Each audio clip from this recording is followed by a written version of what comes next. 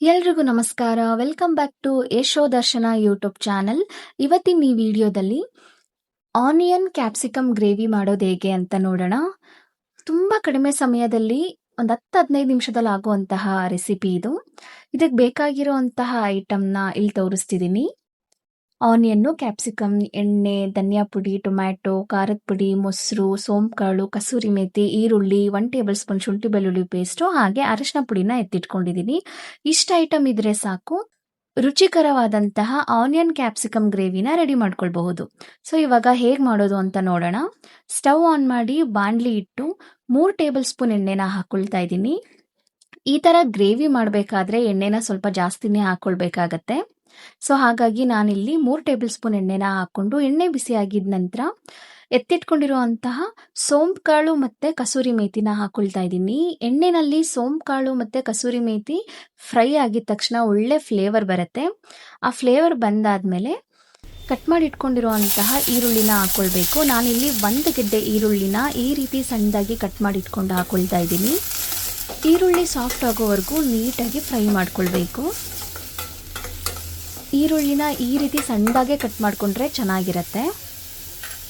ಈರುಳ್ಳಿ ಈ ರೀತಿ ಸಾಫ್ಟಾಗಿ ಕುಕ್ ಆಗಿದ ನಂತರ 1 ಟೇಬಲ್ ಸ್ಪೂನ್ ಶುಂಠಿ ಬೆಳ್ಳುಳ್ಳಿ ಪೇಸ್ಟನ್ನು ಹಾಕ್ಕೊಂಡು ಹಸಿ ಸ್ಮೆಲ್ ಹೋಗೋವರೆಗೂ ನೀಟಾಗಿ ಫ್ರೈ ಮಾಡ್ಕೊಳ್ಬೇಕು.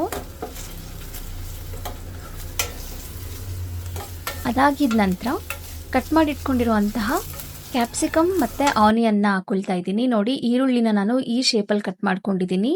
ಕ್ಯಾಪ್ಸಿಕಮ್ನ ಸ್ವಲ್ಪ ದೊಡ್ಡದಾಗೆ ಕಟ್ ಮಾಡಿಟ್ಕೊಂಡಿದ್ದೀನಿ. ಈ ರೀತಿ ಕಟ್ ಮಾಡಿಟ್ಕೊಂಡ್ರೆ ಆನಿಯನ್ ಮತ್ತು ಕ್ಯಾಪ್ಸಿಕಮ್ ಗ್ರೇವಿ ಟೇಸ್ಟು ತುಂಬ ಚೆನ್ನಾಗಿ ಬರುತ್ತೆ. ಸೊ ಇವಾಗ ಆನಿಯನ್ ಮತ್ತು ಕ್ಯಾಪ್ಸಿಕಮ್ನ ಹಾಕ್ಕೊಂಡು ನೀಟಾಗಿ ಫ್ರೈ ಮಾಡ್ಕೊಳ್ಬೇಕು. ಒಂದು 3-4 ನಿಮಿಷ ಫ್ರೈ ಮಾಡಿಕೊಂಡ್ರೆ ಸಾಕಾಗತ್ತೆ. ಯಾಕಂದರೆ ಆನಿಯನ್ ಮತ್ತು ಕ್ಯಾಪ್ಸಿಕಮ್ ಬೇಯೋದಕ್ಕೆ ತುಂಬ ಟೈಮ್ ತಗೊಳ್ಳೋದಿಲ್ಲ. ಇವಾಗ ಜಸ್ಟ್ ಒಂದು ಹಸಿ ಸ್ಮೆಲ್ಲೆಲ್ಲ ಹೋಗೋವರೆಗೂ ಫ್ರೈ ಮಾಡಿಕೊಂಡ್ರೆ ಸಾಕು. ಒಂದು 3-4 ನಿಮಿಷ ಈ ರೀತಿ ಫ್ರೈ ಮಾಡ್ಕೊಂಡಿದ್ದ ನಂತರ 1 ಟೇಬಲ್ ಸ್ಪೂನ್ ಮೆಣಸಿನ್ಕಾಯಿ ಪುಡಿನ ಹಾಕ್ಕೊಳ್ತಾ ಇದ್ದೀನಿ. ನಾನಿಲ್ಲಿ ಅರ್ಧ ಚಮಚ 2 ಸಲ ಹಾಕ್ಕೊಳ್ತಾ ಇದ್ದೀನಿ ಮೆಣಸಿನ್ಕಾಯಿ ಪುಡಿನ. ಸೊ ದಟ್ 1 ಟೇಬಲ್ ಸ್ಪೂನ್ ಮೆಣಸಿನ್ಕಾಯಿ ಪುಡಿ ಮತ್ತು 1 ಟೇಬಲ್ ಸ್ಪೂನ್ ಧನಿಯಾ ಪುಡಿನ ಹಾಕ್ಕೊಳ್ತಾ ಇದ್ದೀನಿ. ಇದ್ರ ಜೊತೆಗೆ ಸ್ವಲ್ಪ ಒಂದು ಚಿಟಿಕೆಯಷ್ಟು ಅರಿಶಿನ ಪುಡಿನ ಹಾಕ್ಕೊಂಡು ನೀಟಾಗಿ ಡ್ರೈ ರೋಸ್ಟ್ ಮಾಡ್ಕೊಳ್ಬೇಕು. ಇದಿಷ್ಟು ಎಣ್ಣೆನಲ್ಲಿ ಈ ರೀತಿ ಆನಿಯನ್ ಮತ್ತು ಕ್ಯಾಪ್ಸಿಕಮ್ನ ಖಾರದ ಪುಡಿ ಮತ್ತು ಧನಿಯಾ ಪುಡಿ ಜೊತೆಗೆ ಡ್ರೈ ರೋಸ್ಟ್ ಮಾಡಿಕೊಂಡ್ರೆ ತುಂಬ ಚೆನ್ನಾಗಿ ಬರುತ್ತೆ ಟೇಸ್ಟು. ನೀವು ಯಾವತ್ತೂ ಟ್ರೈ ಮಾಡಿಲ್ಲ ಅಂತಂದರೆ ಒಂದ್ಸತಿ ಈ ರೀತಿ ಟ್ರೈ ಮಾಡಿ ನೋಡಿ. ಒಂದೇ 1 ನಿಮಿಷ ಈ ರೀತಿ ಡ್ರೈ ರೋಸ್ಟ್ ಮಾಡ್ಕೊಳ್ಬೇಕು. ಅದಾಗಿದ ನಂತರ ರುಬ್ಬಿಟ್ಕೊಂಡಿರುವಂತಹ ಟೊಮ್ಯಾಟೊ ಪೇಸ್ಟನ್ನು ಹಾಕ್ಕೊಳ್ತಾ ಇದ್ದೀನಿ. ಇಲ್ಲಿ ನಾನು 2 ಟೊಮ್ಯಾಟೊನ ಯೂಸ್ ಮಾಡಿದ್ದೀನಿ. ಟೊಮ್ಯಾಟೊ ಪೇಸ್ಟನ್ನು ತುಂಬ ಸಾಫ್ಟಾಗಿ ನುಣ್ಣಗೆ ರುಬ್ಕೊಂಡಿದ್ದೀನಿ. ಇದ್ರ ಜೊತೆಗೆ 1 ಟೇಬಲ್ ಸ್ಪೂನ್ ಮೊಸರನ್ನ ಸೇರಿಸ್ತಾ ಇದ್ದೀನಿ. ಇದಿಷ್ಟನ್ನು ನೀಟಾಗಿ ಮಿಕ್ಸ್ ಮಾಡ್ಕೊಳ್ತಾ ಇದ್ದೀನಿ. ಇದಕ್ಕೆ ನಾನು ಯಾವುದೇ ಥರದ ನೀರನ್ನು ಬಳಸಿಲ್ಲ. ಟೊಮ್ಯಾಟೊ ಮತ್ತು ಮೊಸರು ನೀಟಾಗಿ ಮಿಕ್ಸ್ ಮಾಡ್ಕೊಳ್ಬೇಕು.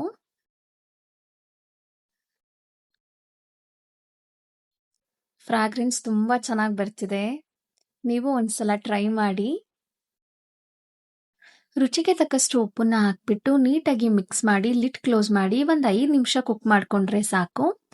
ನೀಟಾಗಿ ಆನಿಯನ್ ಮತ್ತು ಕ್ಯಾಪ್ಸಿಕಮ್ ಎಲ್ಲ ಬೆಂದೋಗ್ಬಿಟ್ಟಿರತ್ತೆ. ಸೊ ನೋಡಿ ಎಷ್ಟು ನೀಟಾಗಿ ಬೆಂದಿದೆ ಅಂತ. ಬೆಂದು ಎಲ್ಲ ಎಣ್ಣೆ ಬಿಟ್ಟಿದೆ. ಸೊ ಲಾಸ್ಟಲ್ಲಿ ಈ ರೀತಿ ಕೊತ್ತಂಬರಿ ಸೊಪ್ಪನ್ನ ಸ್ಪ್ರಿಂಕಲ್ ಮಾಡಿಕೊಂಡು ನೀಟಾಗಿ ಮಿಕ್ಸ್ ಮಾಡಿಕೊಂಡ್ರೆ ರೆಡಿ ಆಗುತ್ತೆ ಬಿಸಿ ಬಿಸಿ ಆನಿಯನ್ ಕ್ಯಾಪ್ಸಿಕಮ್ ಗ್ರೇವಿ. ತುಂಬ ಚೆನ್ನಾಗಿರುತ್ತೆ. ಚಪಾತಿಗೆ ಮತ್ತು ದೋಸೆಗಂತೂ ಸಖತ್ ಕಾಂಬಿನೇಷನ್ ಅಂತ ಹೇಳ್ಬೋದು. 10-12 ನಿಮಿಷದಲ್ಲಿ ಈ ಗ್ರೇವಿನ ರೆಡಿ ಮಾಡ್ಕೊಳ್ಬಹುದು. ಐ ಹೋಪ್ ಈ ಈಸಿ ರೆಸಿಪಿ ನಿಮ್ಮೆಲ್ರಿಗೂ ಇಷ್ಟ ಆಯಿತು ಅಂತ ಅಂದ್ಕೊಳ್ತೀನಿ. ನಿಮ್ಗೇನಾದರೂ ಈ ರೆಸಿಪಿ ಇಷ್ಟ ಆಗಿದ್ದರೆ ನೀವು ಇದೇ ರೀತಿ ರುಚಿಯಾಗಿ ಮಾಡ್ಕೊಳ್ಳಿ, ತಿನ್ಕೊಳ್ಳಿ. ಹಾಗೆ ಯಶೋ ದರ್ಶನ ಯೂಟ್ಯೂಬ್ ಚಾನಲ್ನ ಸಬ್ಸ್ಕ್ರೈಬ್ ಮಾಡ್ಕೊಳ್ಳಿ. Thank you so much.